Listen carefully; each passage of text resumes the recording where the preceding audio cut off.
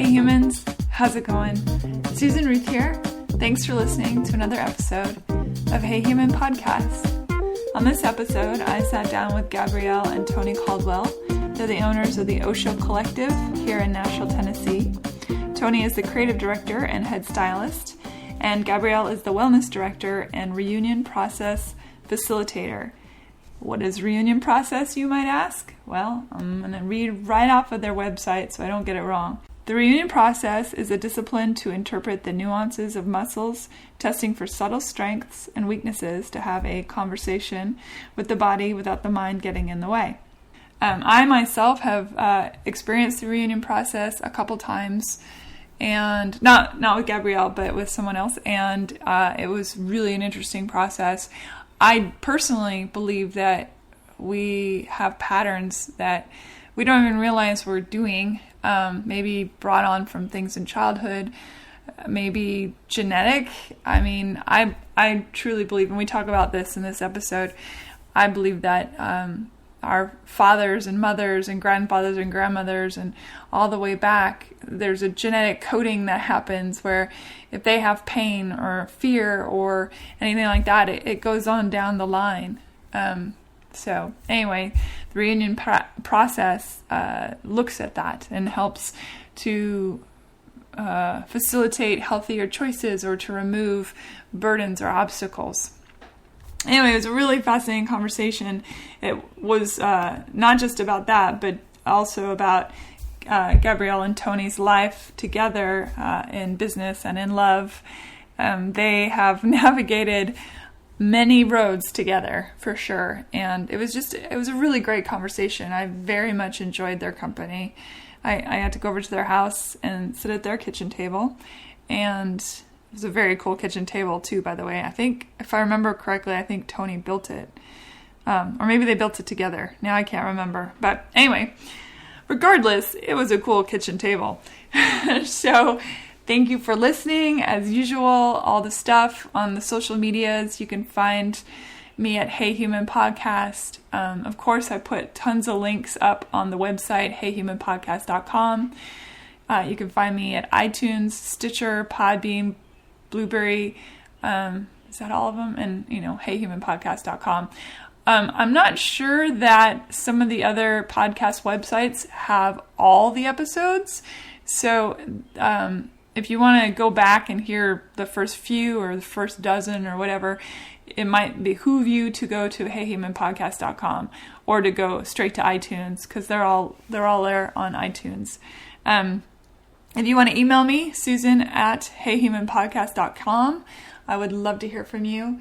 Also, my friend, my bestie, Ellen, who many of you have heard me talk about on other episodes, she is going to be interviewing me for an upcoming episode, and there's a call for questions. So if you'd like to ask me a question about anything at all, feel free to email me, Susan at heyhumanpodcast.com, and just put in the subject, question for Susan, and I'll forward it to Ellen without even looking at them. I posted something on Facebook as well. I'm not reading the thread. I don't want to know the questions ahead of time. I'm just sending them to Ellen. So if you have any questions, feel free to ask. I'd love to hear from you.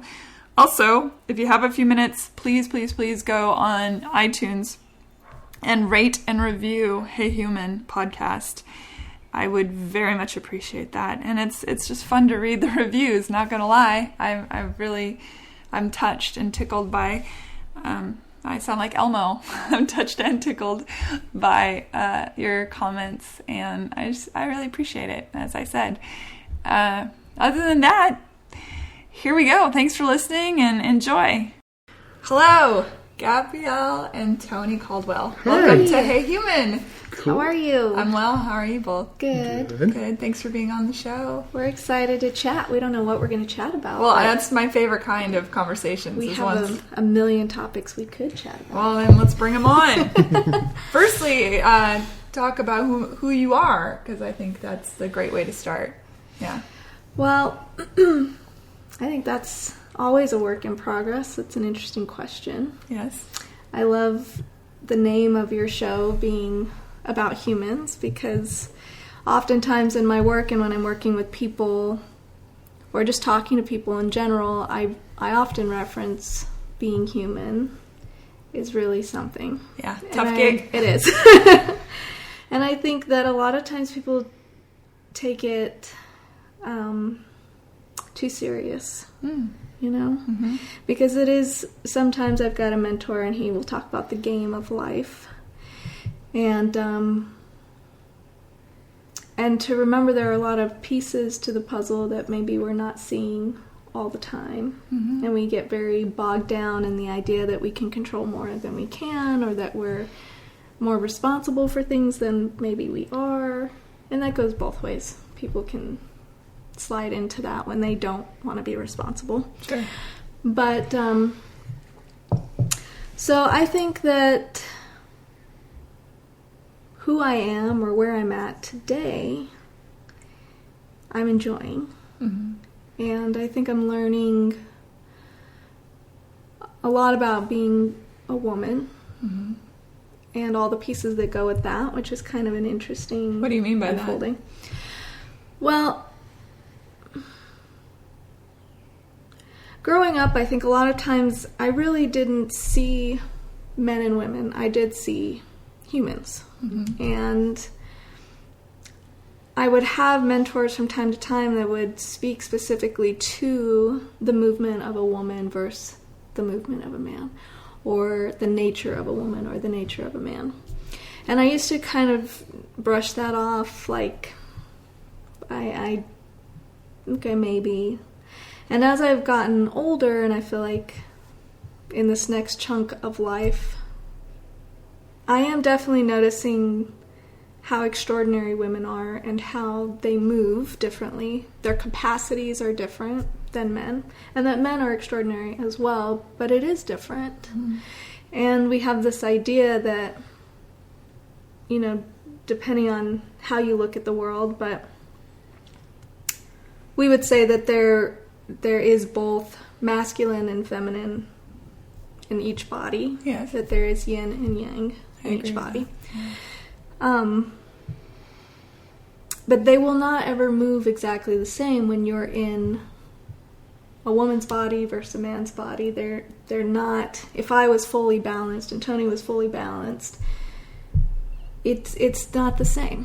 You still move differently, you still create differently, you think differently, you feel differently. And then I always laugh that God must have a sense of humor, because then you have men and women trying to be in relationship together, speaking different languages, seeing the world differently.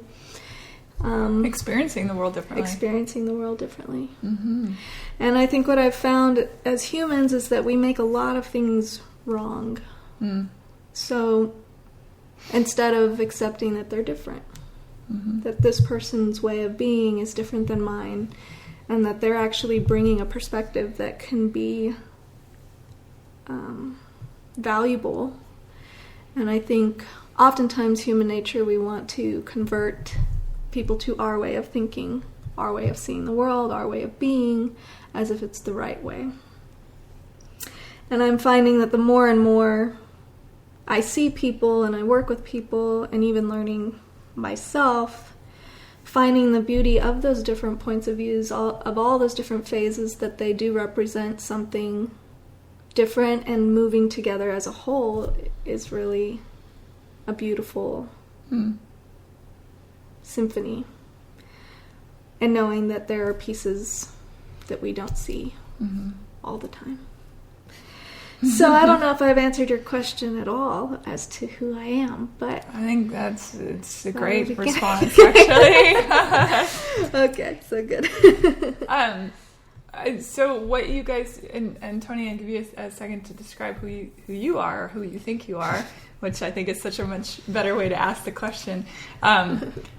Do you all work tandemly in everything you do? Okay. Yeah, pretty well. I think there are kind of these, I would see it in three parts.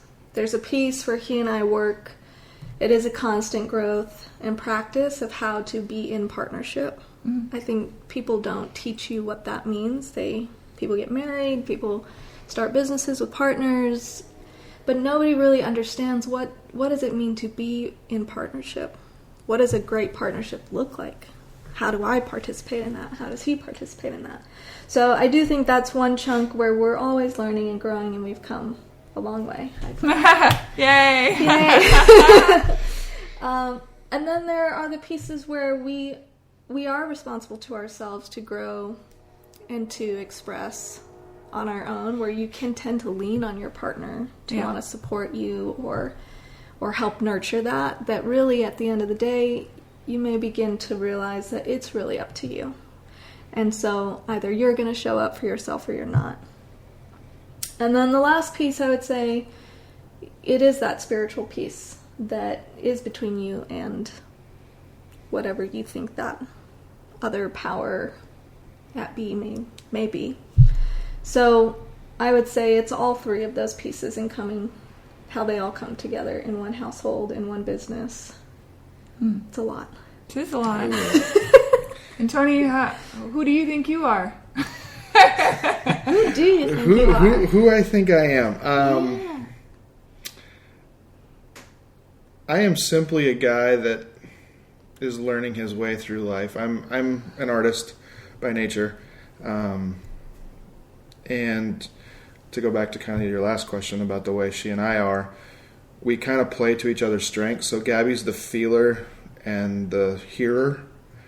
I'm the visual one, so I'm the seer and kind of the taster. Like when I visualize stuff, I can visualize it to where I can actually taste it and essentially feel it too. And then I think together, when we put those together, is when we're really able to manifest things and make it move. And do you have synesthesia?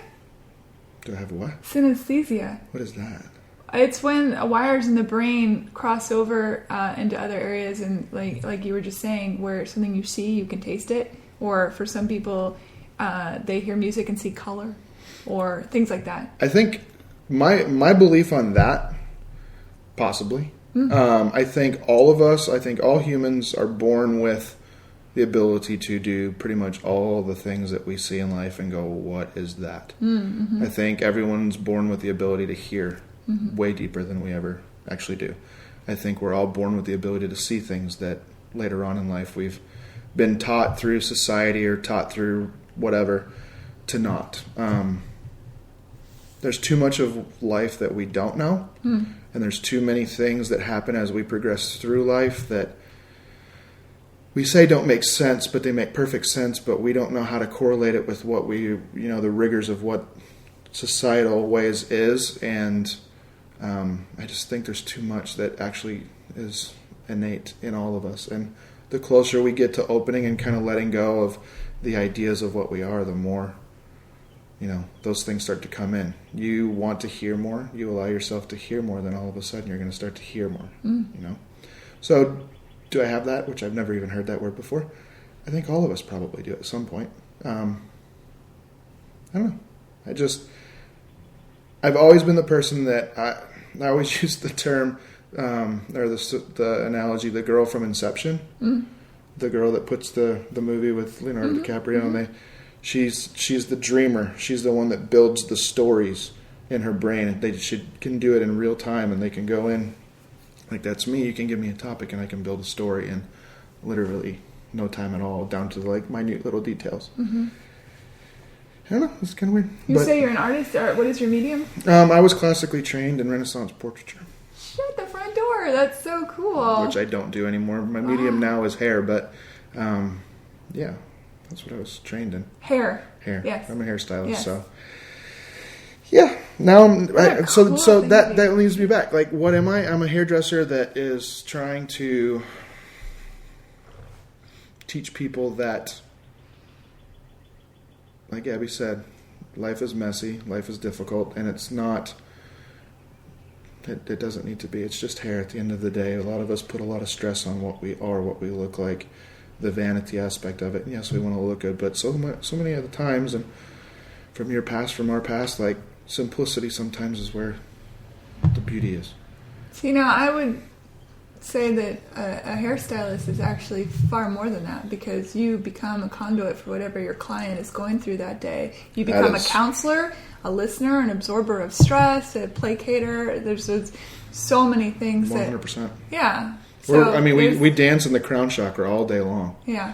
You know, there's not really... Explain what the crown chakra is to people. So, you're probably better at explaining the crown chakra, but the crown chakra, and the simplest way to explain it is the chakra that sits on the top of the skull. Mm-hmm. And it is considered to be the connection point with you and the divine. Mm-hmm. There is argument that through the pineal gland, which is considered to be the source of your third eye, which is right behind your eyebrow, that is the source of it.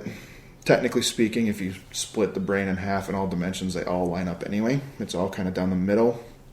But when you're on top of someone like we are, you're playing in that area, and it's constantly, we all transmit to whatever it is that you believe runs this world, and you play in it all day, every day. It's a really interesting way to look at it. Absolutely. That's why a lot of hairdressers get burnt out. That's why a lot of hairdressers become bitter. They don't have the self-care. They don't take care of themselves. They don't understand really the weight in which we do it, because, again, society pushes you in a way to think life is this way, and it's much, much bigger and much more broad than what we see.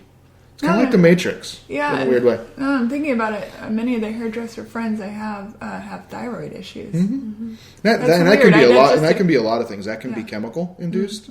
However many years I've done it for 18 years. Oh, and all the chemicals you work in. Oh, that's a really good point. So it's a lot of different variables. And I go to the woo-woo place. I do think, I do feel that when you keep the body in good working order, energetically, emotionally, spiritually, all those pieces, it is capable, it is better at being able to digest and get rid of what's entering in.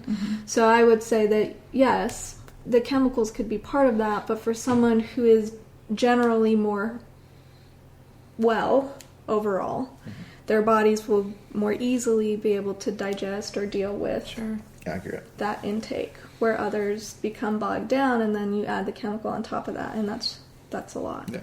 How did you come to be a hair stylist? What brought you into that field? I grew up in a really teeny town in Canadian border, Minnesota. Literally, could throw baseball to Canada. The town had 1,100 people. They would just bring it back and say, sorry. Yeah, we don't want it. We play with hockey pucks. And I needed to get out as quick as possible. I had already been trained in portraiture, so that's what I thought I wanted to do. So I got a scholarship at the Art Institute, and I went and hated it. Before that, I was supposed to play college football. I'm a big dude. You are a big dude. So, formidable, I believe is the word. So,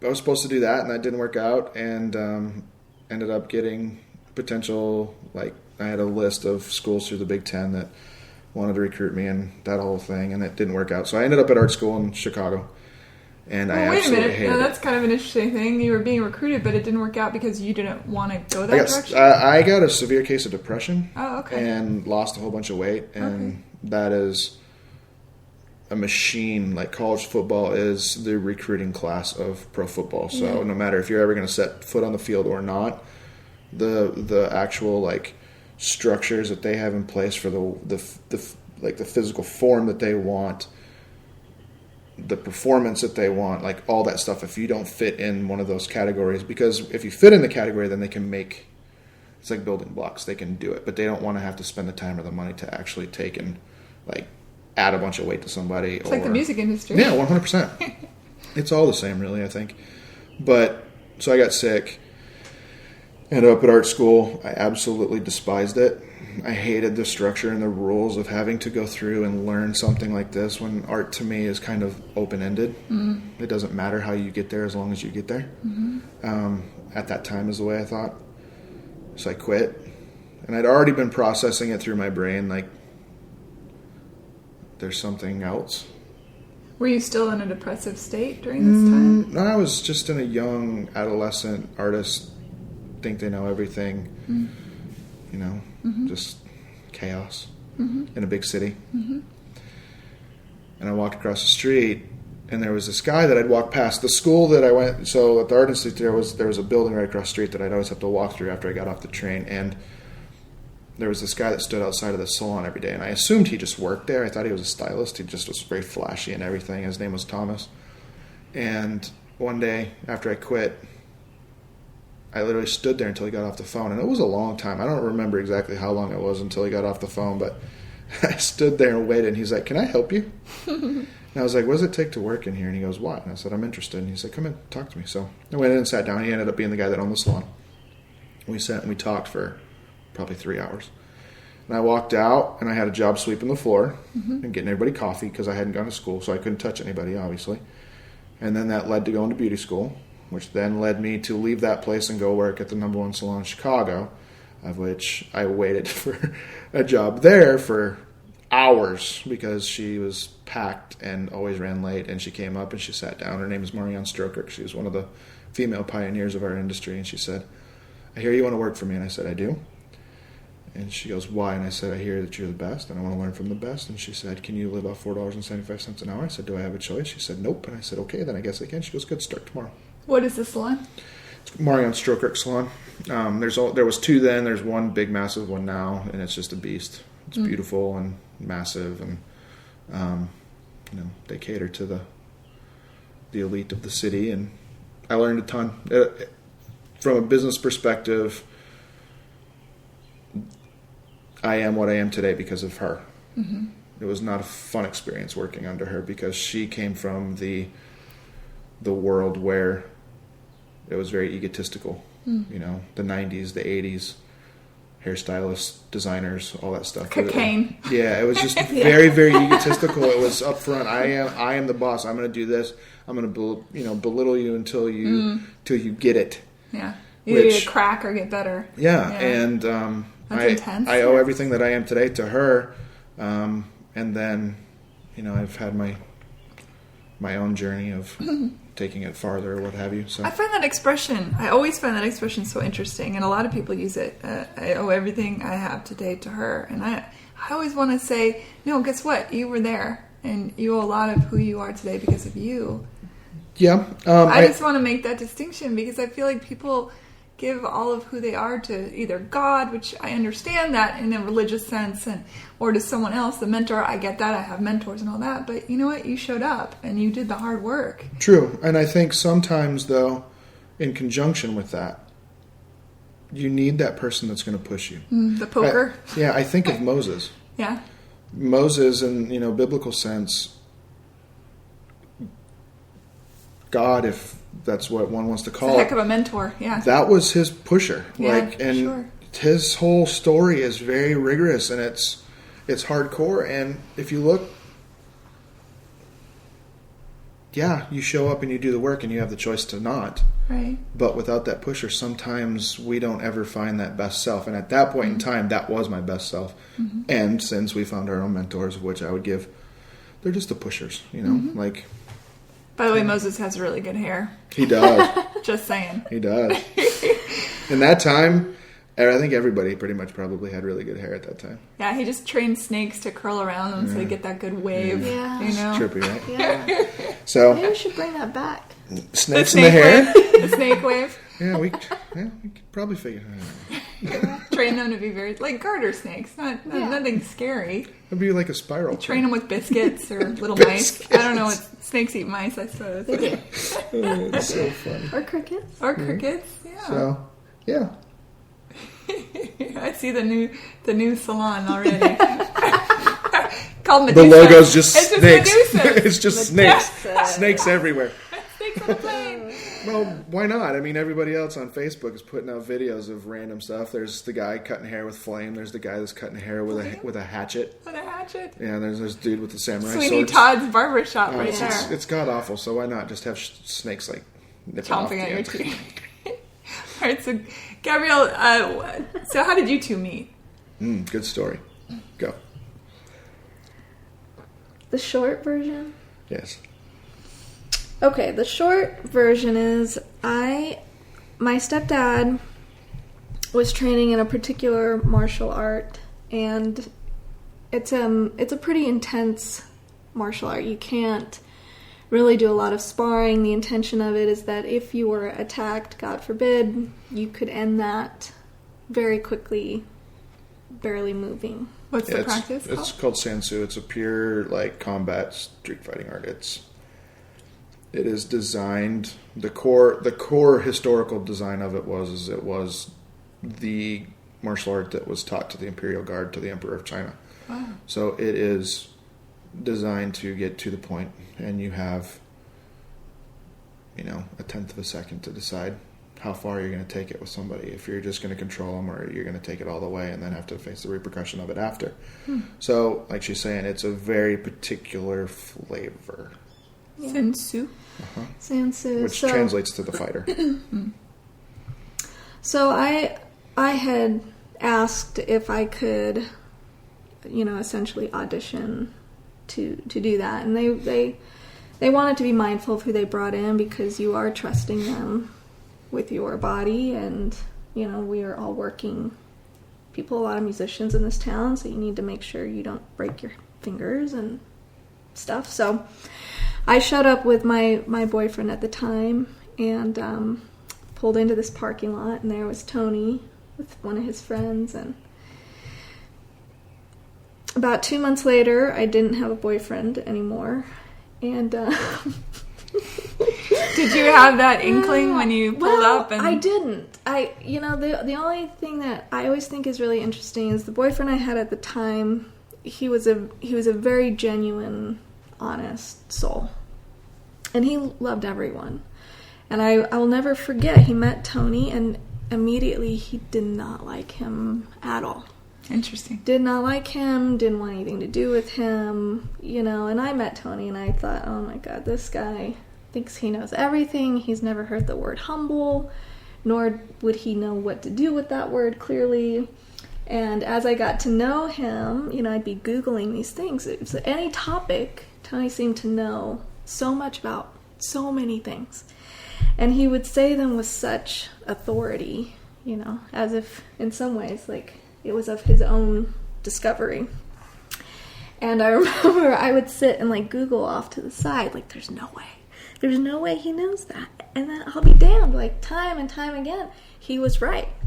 So there's a joke in our family now that he was right first. So,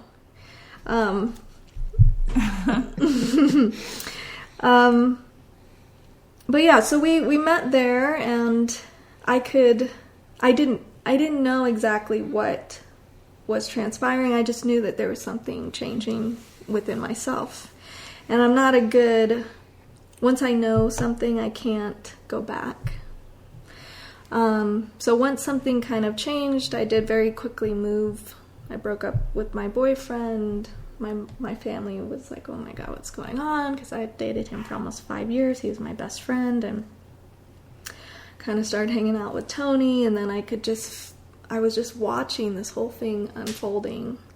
And I remember very distinctly that there was a moment we were out and about, and he kind of smiled, and I think we were in, I don't know the name of the club. We were in some club, which I barely drank at all at that time, and unlike today. Unlike today. I do drink more today than I did then. What's in this coffee? More. Yeah.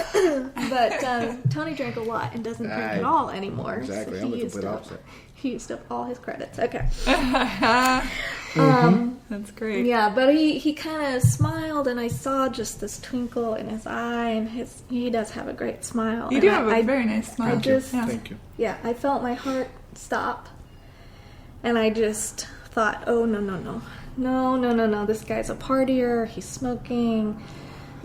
There's so many things about him that I was like, God, please no. This cannot be the one. This cannot happen. My friend was with me. I was like, okay, chip, chop, chip. Drink your drink. We have to go now. Get it down. Here we go. Okay, ready to go?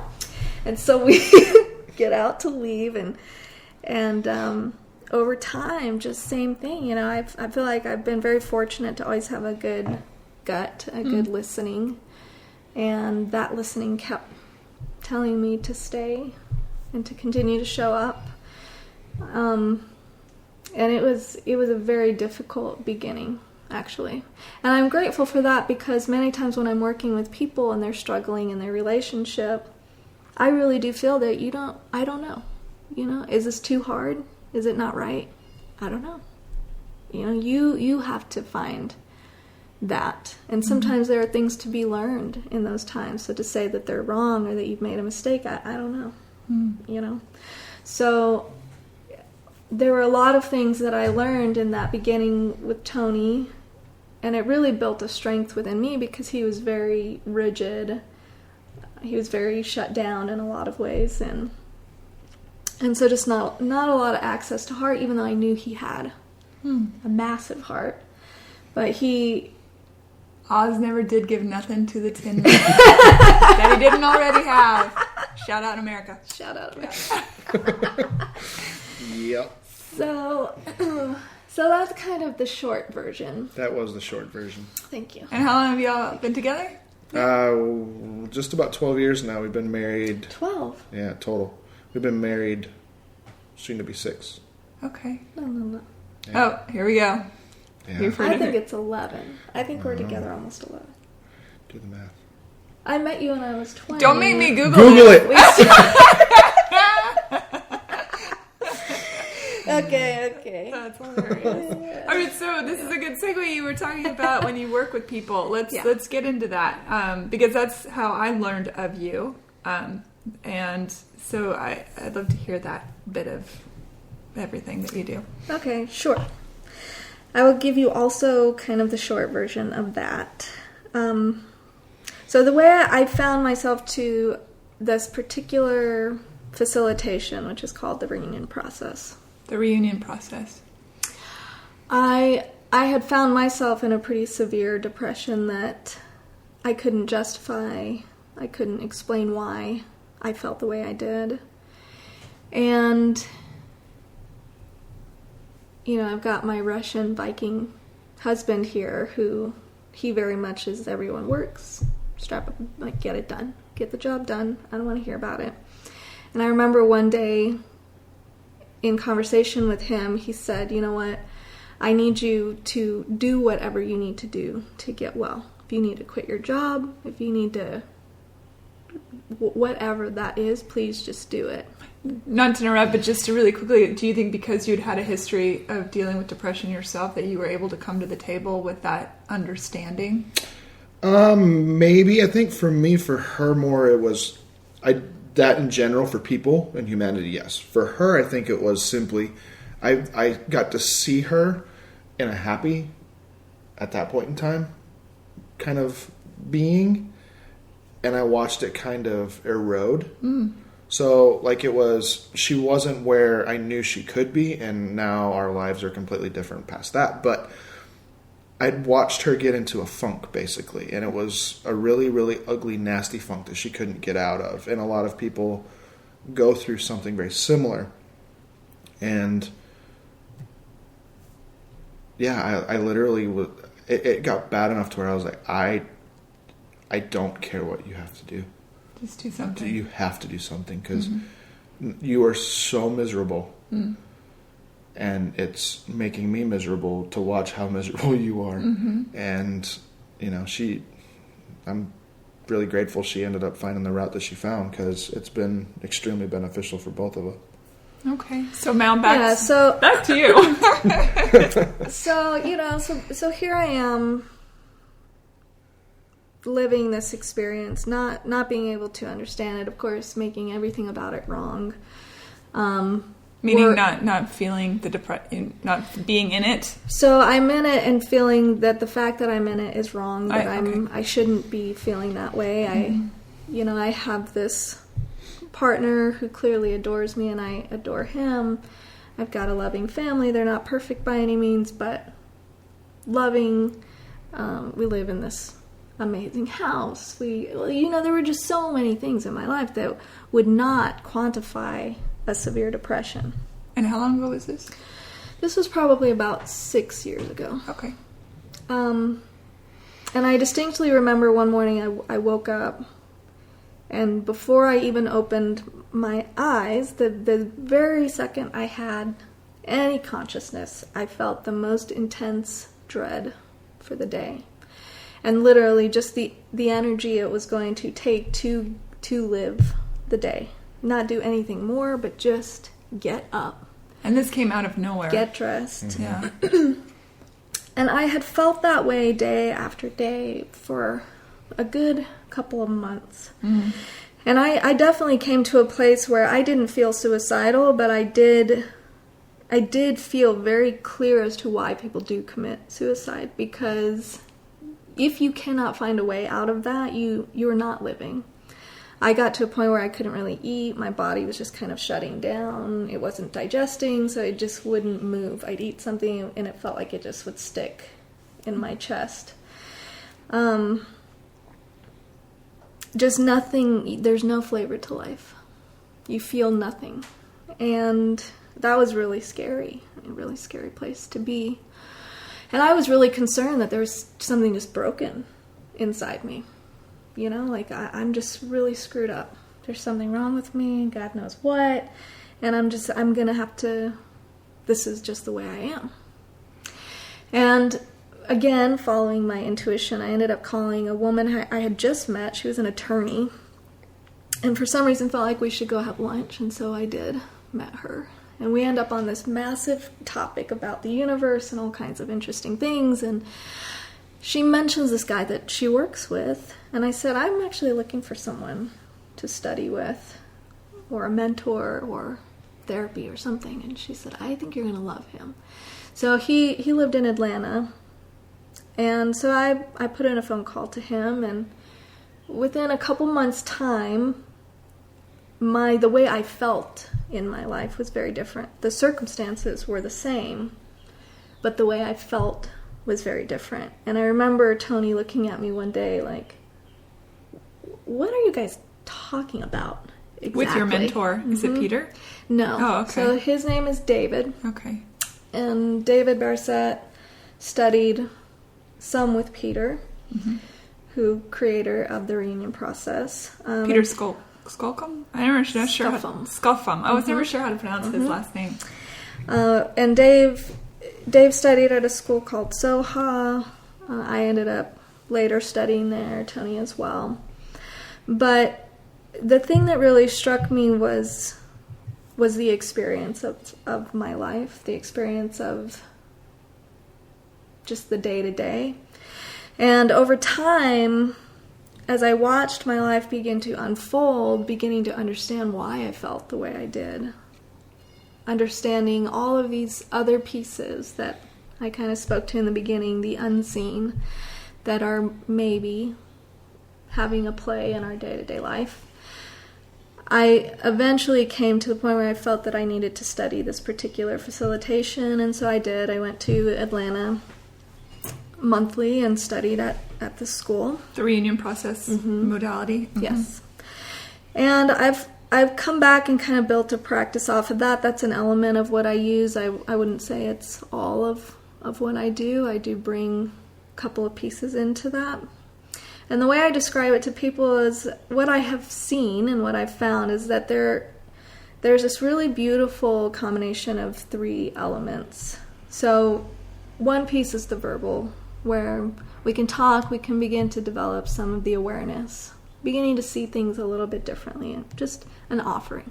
You bring one scenario to me and I say, well, maybe let's look at it from this angle, which I think is helpful. The second piece is then when you start dealing with the body, so we're doing body work, that begins to unwind and relieve the trauma or the patterning in the body. So a lot of times the way we're experiencing our life really is through the body. Even though we understand we should be this way, I should be doing this, I shouldn't be doing that. I shouldn't be afraid of the dark. We know all of these different things. And this is where I think standard therapy sometimes falls short, is because you can teach people all day long what they should understand. But then we have the body response to that. So I still feel anxious even though I know I shouldn't. I still feel sad. I still feel afraid to chase my dreams. I still feel upset when my mother calls me. I see her name show up and I'm nauseous, body response. Those are all body response. So once you're able to go in the body and start unwinding or kind of integrating some of those triggers or traumas, that's really powerful. So you combine the awareness with beginning to unwind what's running in the body. You start getting a lot more freedom. And then the third piece I found is this element of community, that when you begin to come together with people who are really showing up to do that work, and they're able, so we're able to kind of laugh at ourselves. We're able to laugh with each other. Like, you know, today I did X, Y, and Z. I've done it 500 times. I've expected a different outcome each time, genuinely. I did it again today, got the same outcome again today, you know, and you just laugh. Like, I get it. I know, you know, like, welcome to being human, you know. So I think once you begin to bring those three pieces together, all of a sudden that weight, the wrongness of all of the pieces begins to kind of loosen. And now, all of a sudden, now we have space to breathe. Now we have space to kind of listen more deeply. Now we have space to be with other people, maybe even truly see some other people. Because I think a lot of times we're only seeing through a million different lenses. So, you know, I look at you and I see a version, but am I really seeing you? Not likely. You can only see me on what you know about yourself. Yes. It's the only way we can comprehend anyone. Yes. Yeah. And to begin to kind of try to clear some of those lenses and create enough space that we're comfortable in the unknown. So I'm comfortable to just be with you and listen. Like, I don't know who you are or what to expect, but I don't have other programs running telling me one thing or another. So what I found in my own experience, what I've seen with Tony, what I've seen with clients, is that there is just this very natural unfolding that happens. And people will find themselves shifting jobs or changing how they do their relationships, or, you know, parenting differently, or eating better, or exercising. Not because we said, this is your regimen, eat this way, exercise, but because there is a natural space to do what you feel called to do, and to be fully expressed. So I do believe that it is a blessing for you to be fully expressed in who you are, the true essence of who you are. That's true of all people, in my opinion. And so my hope always is to always speak to the possibility of healing, to the possibility of a life that is fulfilling in ways that we can imagine, and being open to the unknown. And coming from someone who was a control freak and trying to figure out a way to make it happen the right way. Is that where your depression stemmed from, perhaps? Or I think that's part of it for sure. I think what I ended up just doing was figuring out how to make my world small. Because the smaller it was, the easier it was to control. So I would avoid crowds. I would avoid being with my family in certain scenarios, because there just was so much to digest in those. So much I would experience, so much I would see, and feeling the need to correct or fix or facilitate or nurture or help or blah, blah, you know, like whatever. So it just shut you down. Yes. Yeah. Yeah. And literally, physically, my body just began to shut down. And I think, you know, I watch the way people are, which is fascinating. And especially, you know, so many times people who are very creative, they have a lot of information that is coming in, which is why we see a lot of addiction, we see a lot of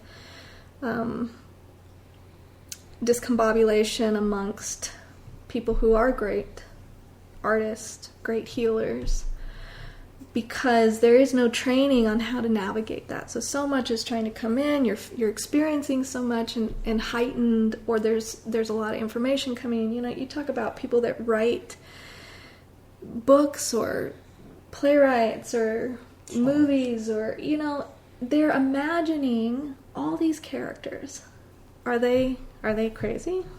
Are they bipolar? Are they schizophrenic? Or are they just artists and they understand that this is an expression that wants to come through me and I'm documenting that? And then there is the essence of who I am. And I think that that is a piece that I would like to continue to bring to the world, is that there is an opportunity, there is a way to integrate, understand how you function, understand the body, understand what's coming in to a degree. And then being comfortable with not understanding a lot of that and being good with that. Because the world is an extraordinary place. There's a lot of beauty and magnificent things of the material world, and there's a lot of horror, true trauma, true victimization, true suffering. And both are true. And I think a lot of times humans want it to be one or the other. Either you're good or you're bad. Either it's black or it's white. And the thing is it's all true at the same time. We are good and we are quote unquote bad all at once. Yeah. Understanding our shadow is just as valid as our light. Yes. Yeah. And understanding the world operates very similarly, and there are many times, and I may never cease to do this, where I will really sit in the horror of the world. And when you really sit in that, it is true that there is a part of me that I really cannot fathom why. I just can't. And then I have to just let that go, because, not to ignore it or invalidate it, it is there. And for the purpose, I would like to think that there is a reason for that. But is there? I don't know. And that's hard. But I have found that the more willing I am to see those things, not only in myself, but in the world and culture, I'm also able to see more beauty. I'm also able to see more of the extraordinary magic of the world. And it does come in both pieces. As you expand in one direction, you expand in the other. You don't get to pick and choose. And I don't feel, I think a lot of times, sometimes people will get stuck in being in the horrors of the world, trying to remember, oh my God, my life is so amazing today, but let me not forget that these people are suffering and this is horrid. But to allow that to drag you into that lower vibration, that space where you are not able to bring what you're capable of bringing, to me, does not serve. So if you do have the blessing of living the life you're living, and it is filled with a lot of blessings, then great. Express that. Multiply that in the world. Be that in the world, because it is needed. Don't surrender that to the idea that you shouldn't be, because, and the people that are in this other place, they're living their part. And how that all comes together exactly, who knows? Right. So as you're going through this journey, which is epic, I might add. Thanks. The hero's journey, is it not? You have to go through the dark night of the soul to die and be reborn into your new, Luke Skywalker-y place. Yeah, exactly. So funny. So true. So while she's on this journey, how is it affecting you and your marriage and your relationship and even how you see yourself? So when she started, and she referenced, I looked at her after she'd been working in this process for a minute, and I remember looking at her going like, what are you guys talking about? Because everything around us is really rocky. And she told me, and I'm like, okay, that's cool. Everything's Wait, good. what do you mean by that? So it just, things were moving and shifting, and things were feeling very interesting around. So the normal flow and the normal rhythm of what our relationship functioned like no longer really resonated. Yeah, it was different. Yeah. So that got me interested, and I started studying with the same guy. And I don't do the reunion process. I'm very versed in it, but you don't facilitate. I don't facilitate it. I understand it, but you have reunion done. Yes, and we'll talk about what that is in a second. But our relationship progressed, and it just blossomed. I'd have it done to me, and I remember at one point in time I'd get up off a table and I'd be like, wow, like I totally felt that move. And then there's other times where I get up off the table and I'm like, well, that didn't. I just laid here. And then 2 weeks later, whatever it was that we were working on, I was like, that did shift. But I remember when she started going down to Atlanta to learn how to do it. Mm-hmm. And the school would go through and they would teach them, and they were to study on themselves. And Gabby's a little powerhouse. Like she is truly gifted in the ability to hear truly between the lines of what most of the rest of us are able to. And I remember giggling because I literally could feel her working. And so what they're expecting a person to be able to go through and just surfacely kind of dust off the shelf, so to speak. She's like, no. I'm going to rip the whole wall down and I'm going to rebuild it. And I remember vividly at one point in time, and I'm like, you have to be careful. She's like, what are you talking about? I'm just working on myself. And I'm like, you are way, way, way, way better at this than you think you are. Like you are rearranging the whole entire closet. And it's really, really uncomfortable for you, for everything. Like our marriage wasn't rocky in a negative way. It was just very turbulent. Like it was just very like everything was like it was a Rubik's cube that was constantly being shifted, and I wasn't aware enough at that point in time to be able to, hold settle, hold or just be able to settle myself. So it was very uneasy. And then, you only know what you know until you know. So then I actually got educated, and, it's pretty rad. It's an amazing journey to sit from my perspective and watch where she is today, because she has totally like blossomed into what she is. The stories of who Gabby was when she was younger, and then who she was when I first met her, to who she is now is it's a very interesting ride. Obviously, I did not know her when she was a child, but she was a powerhouse then. Mm-hmm. And then again... Are you first child in your family? Mm-hmm. I would have pegged you for a first child. Pegged right. Yep. Yeah. Very, stubborn, powerful, driven. Mm-hmm. Bossy. That's bossy. Okay, too. Yeah, yes, bossy. Amazingly gifted at whatever she did. You here, you there. Exactly. What are you doing? Why are you doing that? My best friend in the whole world is a first child, so I'm fully aware of the first child. She's the best. So you tell her, hey, yes, don't boss me. Okay, I'm a grown woman. And if she's got all her wits to her, she'll be like, you're right. That's exactly right. But you are going to do it my way, right? At the end of the day, you're still going to do it my way. But it's fun to sit and watch her turn into the leader that she is today. She's... But I find it really intriguing and lovely, because I think in many cases when you have a couple and one is on this growth spurt path, it can destroy coupledom. And we've definitely had those forks in the road. Oh yeah, we have. Oh yeah, we've definitely had those forks in the road. Yeah, it has not been. There's been a large percentage of our marriage that has not been pretty on both sides, and I think.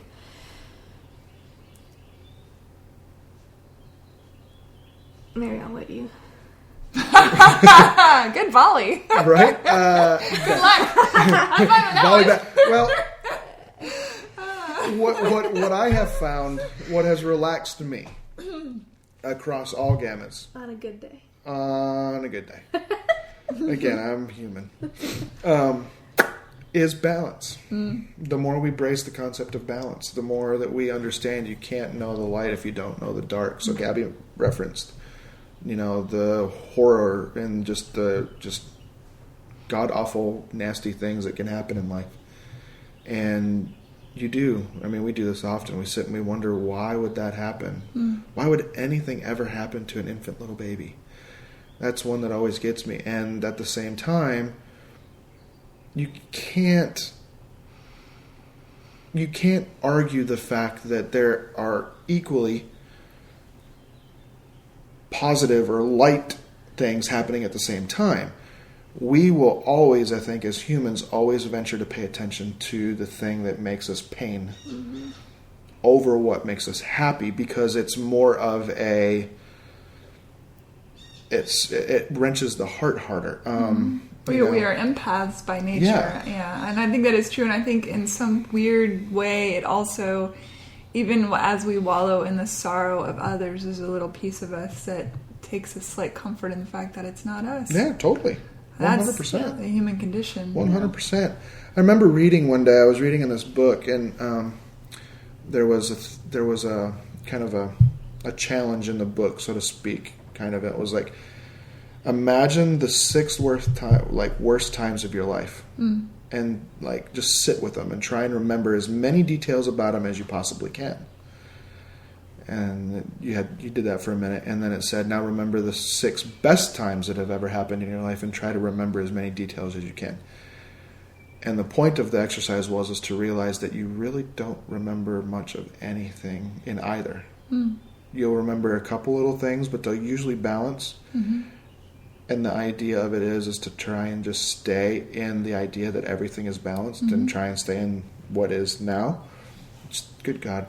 Well, I think that it actually speaks really well to your point about the body memory, because I do think that when people are recalling good or bad, if the details are fuzzy, the body is remembering. Like your stomach might hurt, or you'll feel happy, or there'll be some sort of sensory feeling that is much stronger than the actual event, than the recall of the event itself. Which, I mean, one can't deny that. No, and it's really cool because science is starting to catch up to it, right? So they absolutely are. We spend so much time trying to explain what it is that she does, and that we as a team try and facilitate and make people more aware of. But how do you really truly get a culture of people that are taught to not believe in certain things, and if you do, it's weird, and it's out of the that's almost like a faux pas. You can't really talk about the fact that it's just weird. Yeah, people you get called like we're woo-woo hippie people. Yeah, I've been called that by my friends for my entire life, and I'm just waiting for them to, eventually they will, and like you said, science is starting to go, wait a minute, there's something to this. Yeah. Definitely. Yeah, and one of the pieces we reference often, I think there are 2 studies that have been brought to my attention. One, I think the most recent one was with chickens, and I hope I don't butcher this completely. If the scientist ever hears me recall his study or her study, they may be really upset how I simplify it. But the basics of what I understand is that basically they've got these chickens, and they have so many generations, and they take this batch and they continue to fly shapes over the top of them through the course of their life. And then they breed them, and they separate out the next generation and flying objects over them constantly. And then again, and at some point, I believe, and they may have tried this multiple times, but that eventually when they would fly a hawk shape over the chickens, they would panic. And that these chickens have never been exposed to why they would be afraid of that shape. And being able to see that there is this transfer of fear, there is this transfer of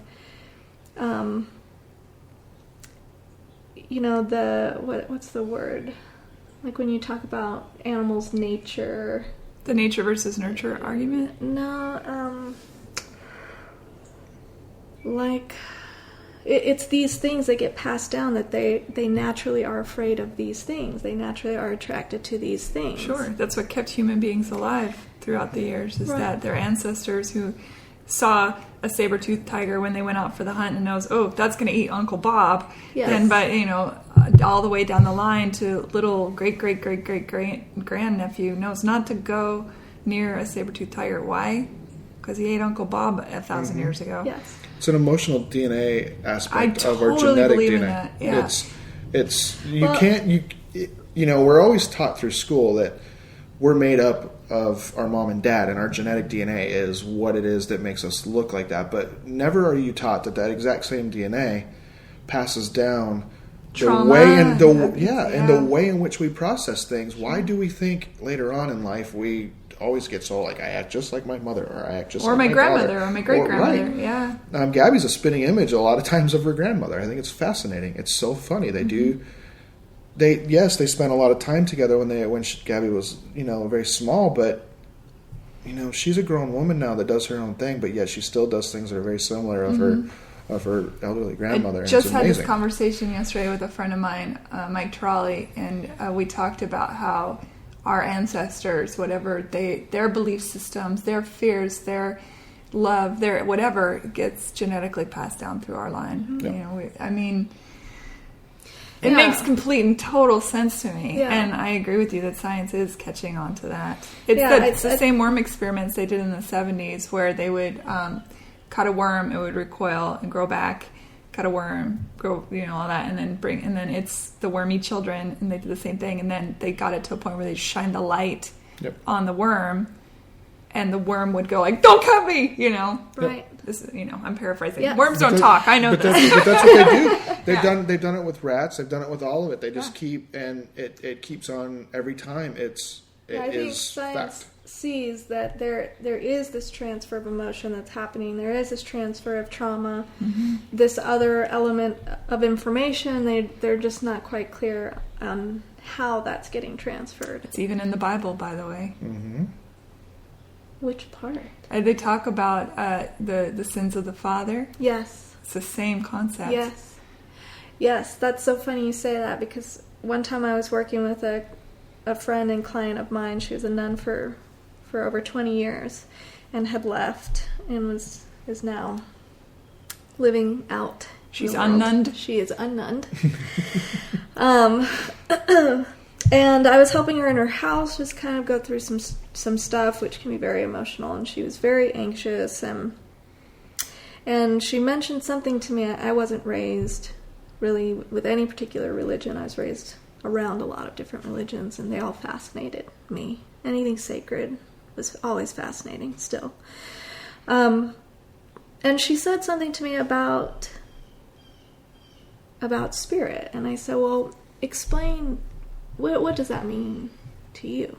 And she said, well, to explain spirit, I really need to explain the Trinity. And I said, okay. And she said, so let me just so she gets her Bible, and she sits on her couch, and immediately I watch this shift, just everything about her centered, settled, peaceful, from very anxious to completely at peace. And she opens this book and the Bible, and she goes just to page 1, and she starts reading. And I thought the exact thing as she was talking about some of these things, and she mentions the sins of the father, and I just watched these things clicking in my mind. Like, oh my God, that is what I see on the table, and that and this, and the human form, and this idea of body and soul not being united.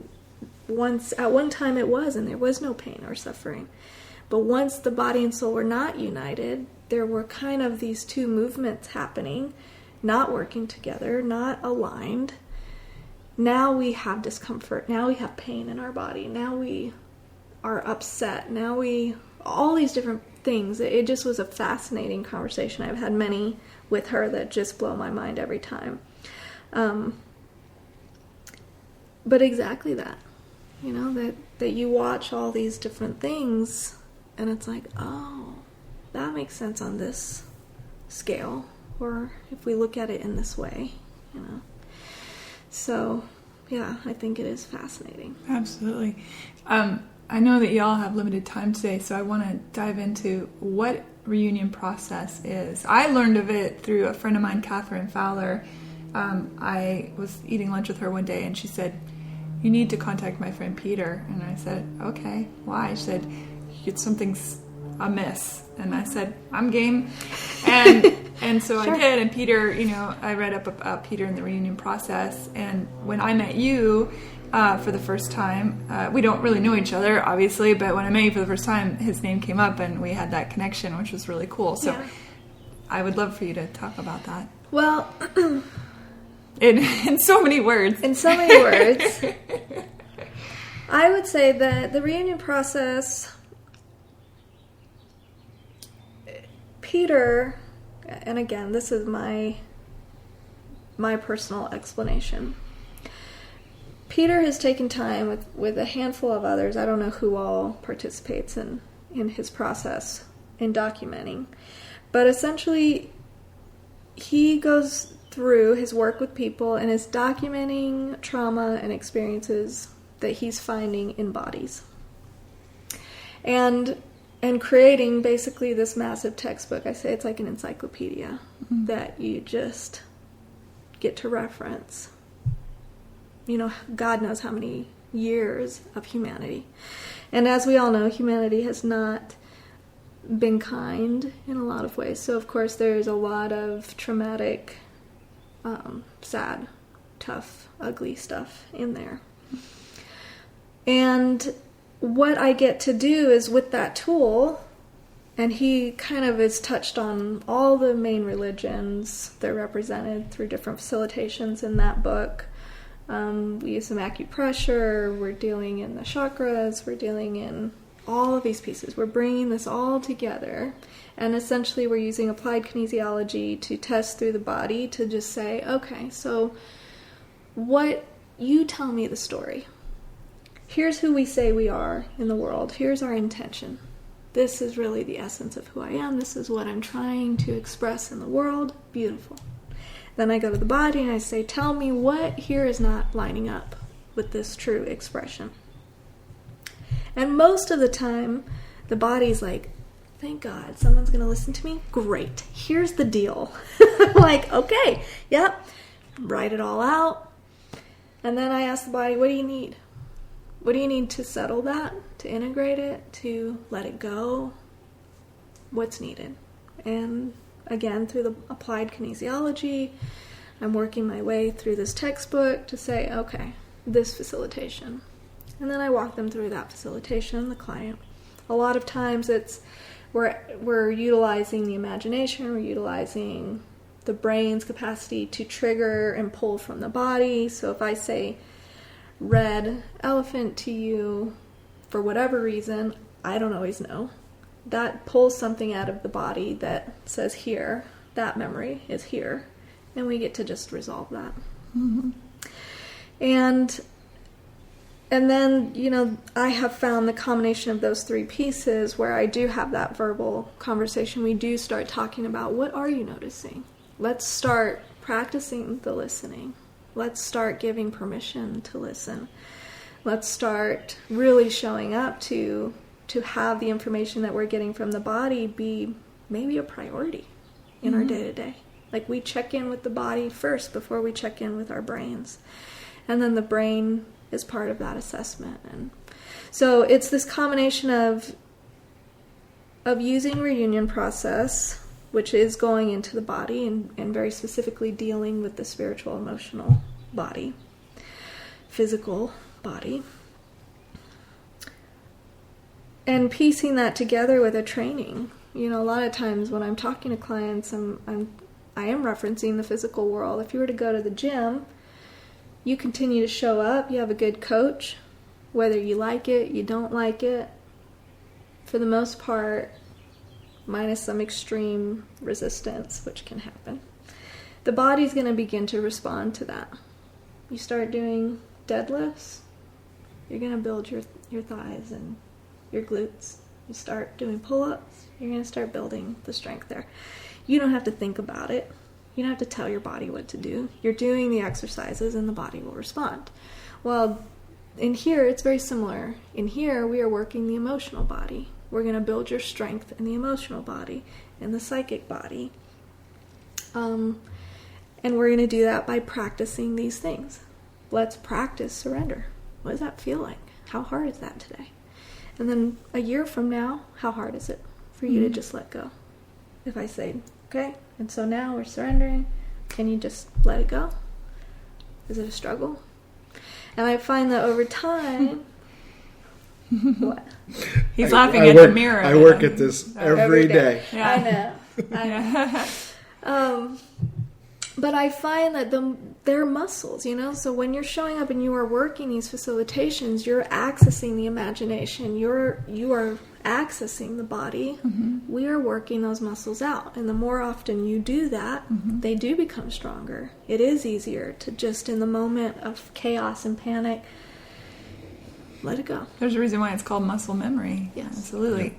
And you incorporate ancestry with that as well. That's correct.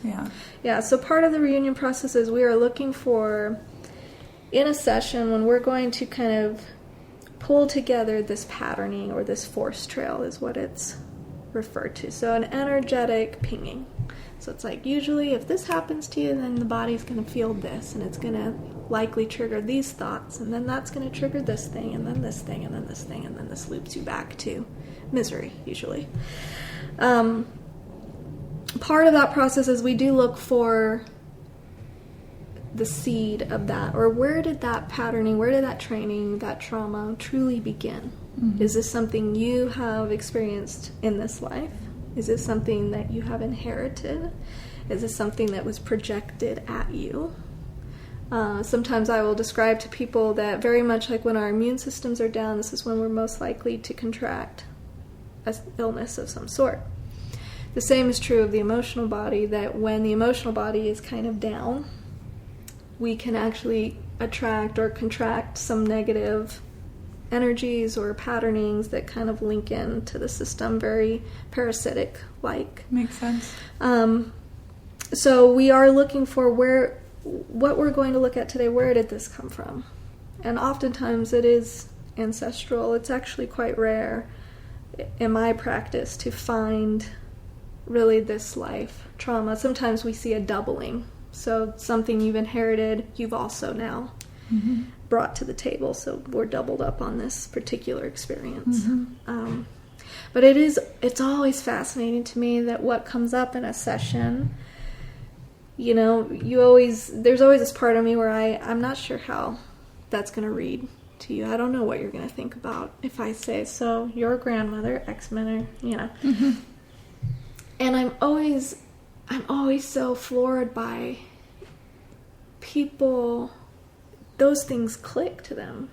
They know exactly what I'm talking about. And to hear it said out loud is almost a relief, I think. To think that they're not crazy, or that they didn't make that up, or it's a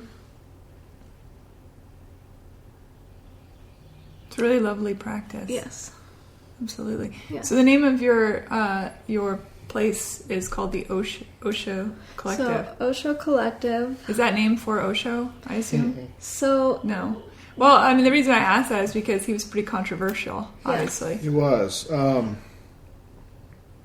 For those of you, I'll put links to who Osho was. So he was a guru that was most prominent, I would say, 60s, 70s, Correct. 80s, and was in Oregon after leaving India and had some pretty crazy stuff go down. So, He did. But he also said a lot of really insightful, beautiful, wonderful things. And I think it's funny. Somebody said to me the other day, Bill Cosby, as an example. Here's this man who delighted millions for his entire career, extraordinarily funny, gave gobs of millions of dollars to charities, did all this stuff. Oh yeah, and allegedly raped 70 some odd women. Right. So does the fact that a person is a rapist, allegedly, still, although, anyway, I'm not going to get into that. But it's a good example. It's like, if this person is this, does that take away from all this other stuff? So it's a really fascinating philosophical debate, which we don't need to get into here because time is limited, but I have a feeling we would have a great conversation about it, for sure. Would. You two are the types of people that I could sit and talk to for hours, Yes. I feel like. So it's not in reference to that. It's just, but Not entirely. So we were tossing around names for our business like constantly and didn't like anything we were coming up with, and we were actually sitting right where we are right now. Which is a lovely table, by the way. Thank you. I love your kitchen table. We almost got divorced. Yeah, we almost got divorced over the table. This is really? one of the forks in the road. We built this table It's gorgeous. together, and but we survived building a table. Yay! Boom. So we were sitting here and we were talking back and forth, and there's through the company, the whatever it is that has taken on his kind of corporation, I Osho? guess. Yeah. They have a deck of cards that they call tarot cards. They're as far from tarot cards as physically possible. They're more inspirational cards. Angel cards. Yeah, essentially. So we have that deck, and it's called the Osho Zen Tarot. And yeah, he's actually got an app. there's an app that you can get on your phone. It's useful. It's pretty cool. And we use it on a regular basis. But was it you that looked up and saw that, or was it me? I think it was you. And Tony, I think Tony just said, what do you think about Osho? And has very water, oceany sound to it. It's very relaxing. Yeah, very bizarre. I think it was that way because she was like that. I like that, and I was like, what does it mean? Because I didn't want it to be about him. Yes, I didn't want. Right. There was going to be enough correlation with him already, so I was like, okay, so there's got to be like that. You don't just come up with that random weird word. It's a strange word. So what I found is the root of the word actually translates to teacher. It is actually a title that is given to a monk when he gets his own monastery. And it was very fitting for us in our space because everybody in our salon side, Gabby being who she is and her path with educating and everything, it was very fitting because everybody is an educator for something or someone. So like I work for another hair care company and I travel around the country and educate, and 80% plus of our salon staff, they do the same thing with other companies and what have you. So it was really kind of interesting because it was a very big struggle to find a name that fit, and then that happened, and it was almost like it was like click. And collective, it was a collective of people to get it to actually happen because we literally ran into every roadblock that you could possibly imagine in the creation of the building and space, and there was a lot of reunion done in that process. So Osho Collective, which is here in Nashville. Yeah, and so your salon is there, and where you do your work with the reunion process is also there. Correct. Yep, so it's basically it's a beautiful space, two-sided, and so it's called Osho Collective Salon and Wellness Spa. Spa is a tricky word. I felt like it was the closest thing that people would maybe get a sense of. Is it an accurate description? Not by a long shot. But everything that is created on the spa side, again, is to get movement in the body. So whether you're doing a facial, the facial is going to be very massage-driven and intention-driven. Actually getting a massage, if you're going to do the full body soak, we're brewing a tea for the body, depending on what you need. Are you needing to kick stuff out of the body? Are you needing to be rejuvenated? So we're going to bring together different herbs and essential oils in that soak to facilitate that. Again, really cued to the body. We do a Thai foot soak, which is the art really of setting the body. So we have a room where we can facilitate 5. And when you set the body, what I mean by that is we use a combination of pillows. You're sitting in these cushy chairs, and then I'm just kind of propping your arms. Maybe I'm putting a pillow over your lap, but I'm cueing the body to feel comfortable and safe, really. She's swaddling you. I'm swaddling you. And what I found is when you do I love that... a good swaddle. Yes. And when you do that, the body will very naturally begin to release and receive. So again, any opportunity I get to bypass the mind and I get to just help nurture, settle the body, that's what we're going to do. That's the muscle memory again of being an infant and swaddled. Yeah. Yes. Absolutely. So my goal is that we do create this community, this collective of people that are very serious about self-care, understanding that this is not a luxury in the sense of it, the way we would think of luxuries. But that really it is an opportunity to honor the life that we have. That if you have the capacity to take care of yourself so that you can bring more to the world, you can facilitate more in the world, which you can only do so much. And especially if you're tired, and this is a lesson I'm still learning. I have this space and I'm learning to truly carve out time to utilize those services because I can just get going. Mm-hmm. But then I'm tired and I don't have the energy to do the things that I'm envisioning or seeing. So, I do feel that the space in many ways is a reflection of my capacity, Tony's capacity. If we're seeing things within our space that we don't like, that's one of the first places we look is, okay, is that inside here somewhere? Are we stepping over things? Are we not showing up for ourselves in different ways? So I think our goal with Osho Collective, and this is just one stepping stone in a much larger thing, is to create a space where people are very serious about taking care of the emotional and physical body in order to be more light in the world. And people who are showing up to get their hair done because that's an expression, not because they feel like they have to fit in or look a certain way for their wives or their husbands, but it's like, it is an expression. I want to do my hair this way because this is fun and this looks cool. And we are going against a lot of paradigms. We're going against a lot of cultural settings that have been in place for a very long time, and it's difficult. It's very difficult to continue to come to the table with, no, this is our intention, this is where we're going, because so many times you will feel people wanting to fall back into the old ways of being, where a lot of us are trained in separation. We are trained in gossip. We're trained in, this is how you find your team, is that you and I unite over the fact that we think so-and-so is a load of shit, right. And it's like, or you can unite because you both love this creative expression. Right. And that we don't know the story as to why this person acts like an asshole. Yeah. And that's the truth, Yeah. Yeah.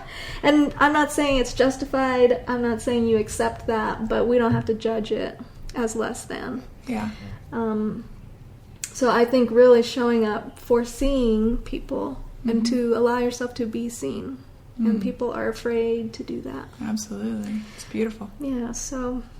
Well, I wish you both all the success. Absolutely. Thank you. Thank you both so much.